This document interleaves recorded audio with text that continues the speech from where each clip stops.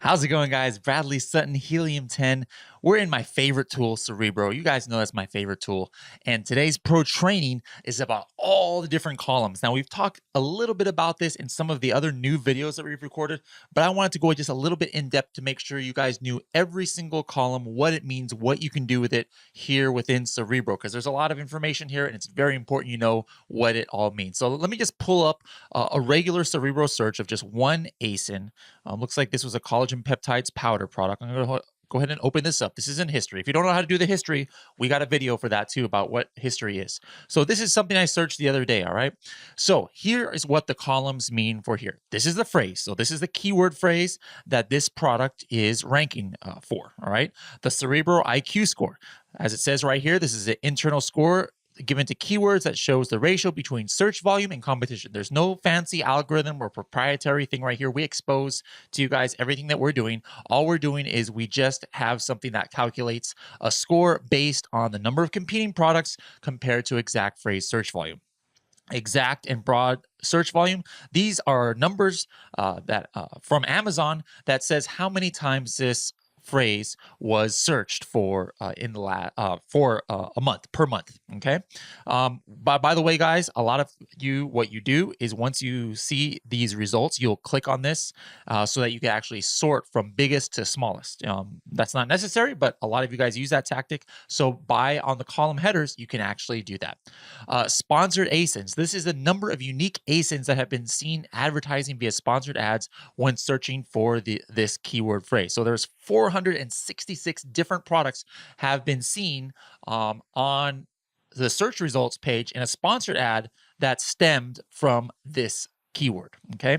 Headline ASINs. This is the number of unique ASINs that have been seen advertising via the headline ads, those ones that come on the top of the page when searching for this keyword phrase. Competing products. This is like the number of results that come up. Let me just give an example of this. Like this is protein powder, right? I'm going to click here. And as you can see here, it says 1 of 16 of over 10,000, over 10,000. We don't know exactly. It's not 10,000 exactly, but it's over 10,000. That's why you see this right here, over 10,000 competing products. CPR total giveaways.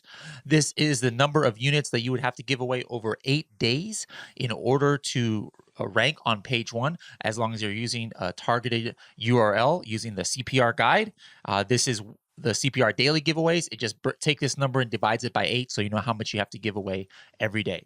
The position, this is where this product right here shows up. And this is the most important column out of the regular Cerebro reverse ASIN lookup, is this product, if you search for protein powder, is going to come up at position 137. So that's probably like, I don't know, page 10, around there. Page 10, you're going to see this product, and that's where it was ranking at the time. Now, the reason why this is handy is because you look at a big, keyword like collagen powder that gets all these exact searches, and you see that they're ranked number 1. Well, you pretty much know that that's probably where they get their sales from. The last part is the age. We cannot refresh this, constantly. I mean, with the tens of billions of data points that we have, you can just imagine what kind of system we'd have to have if we're refreshing this constantly. But this just shows you that nothing is over 30 days old, and it tells you when it was last checked. Like if I do a for this one, everything is like 7 to 30 days. Sometimes you'll see if you click on this a couple times. So, here's one. This is just sometime in the last 30 days. So it could have been 1, it could have been 10. The other one was 7 to 30. So it's sometime in that time frame. You'll see different periods of time right here. So real important. All right, now there's more columns if you do the competing ASIN search. So let me look at the history on something that was a multi-search. Here we go. Let's open this one up. This is another collagen peptide search that I did a while back. Just 3 products here. Most of these are the same. The different ones, and again, we went into detail a little bit about this in the video where I explained how to do competing ASINs. But again, just so you can have something to know about the exact columns, everything, guys, is the same up until right here. First of all, position rank. This is still the position or the rank of the main seed product that you entered, okay? Not these other 2, but the main one.